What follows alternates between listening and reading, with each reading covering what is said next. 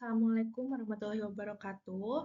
Perkenalkan, saya Lovina Prameswari Sarvina Permana dengan nomor mahasiswa 2022051028 dari Program Studi Ilmu Hubungan Internasional Universitas Muhammadiyah Yogyakarta.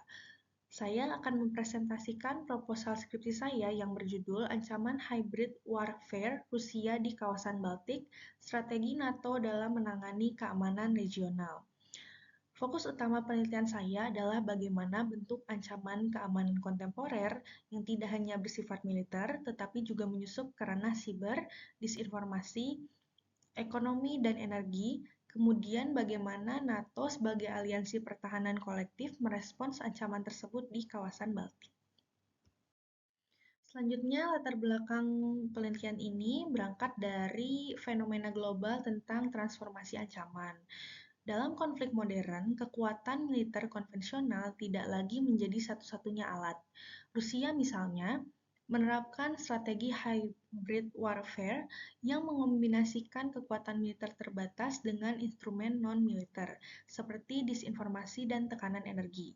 Negara-negara Baltik menjadi wilayah yang sangat rentan karena kedekatan geografis dengan Rusia, sejarah masa lalu sebagai bagian Uni Soviet, serta keberadaan etnis Rusia di dalam negeri mereka. NATO telah merespons melalui penempatan pasukan dan penguatan siber, tapi strategi ini belum tentu cukup efektif menghadapi bentuk ancaman yang bersifat tersembunyi dan tidak langsung. Selanjutnya, untuk rumusan masalah, ada 3 hal utama yang ingin saya jawab. Pertama, apa yang mendorong Rusia menerapkan hybrid warfare di Baltik? Kedua, bagaimana NATO meresponsnya?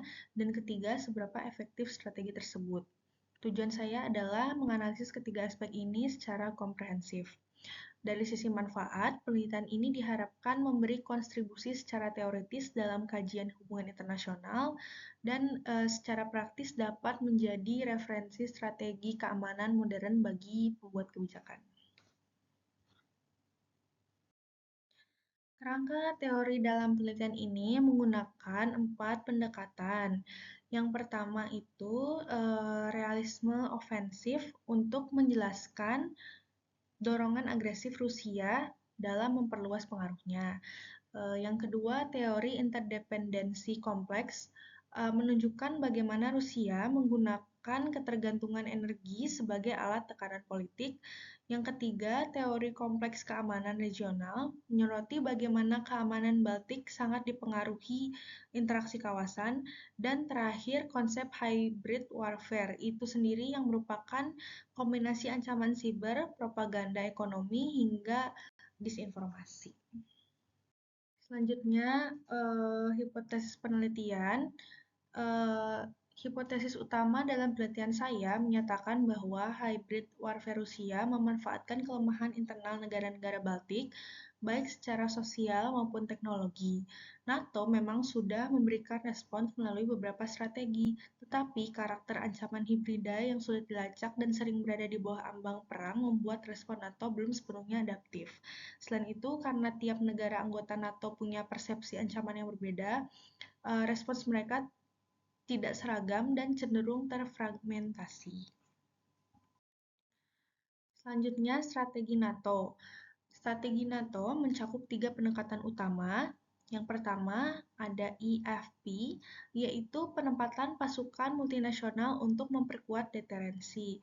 Yang kedua ada RAP, yang mempercepat respons militer. Dan yang ketiga ada CCDC OE di Tallinn yang memfokuskan pada ketahanan siber. Namun, semua strategi ini menghadapi kendala, terutama dari perbedaan tingkat kesiapan anggota NATO dan fakta bahwa Rusia masih memegang kendali atas pasokan energi Eropa yang juga menjadi alat tekanan politik.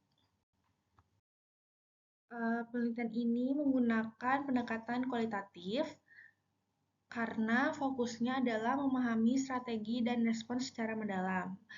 Saya menggabungkan studi pustaka dengan wawancara, pakar, dan analisis dokumen resmi.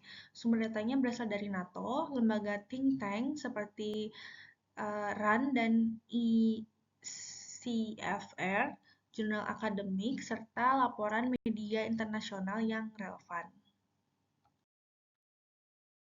Sebagai penutup, saya menyimpulkan bahwa hybrid warfare adalah bentuk ancaman masa depan yang sudah hadir hari ini. Strategi NATO saat ini belum sepenuhnya mampu merespons ancaman yang tidak konvensional. Diperlukan reformasi strategi pertahanan yang lintas sektor, bukan hanya militeristik tetapi juga siber ekonomi dan politik. Sekian, terima kasih.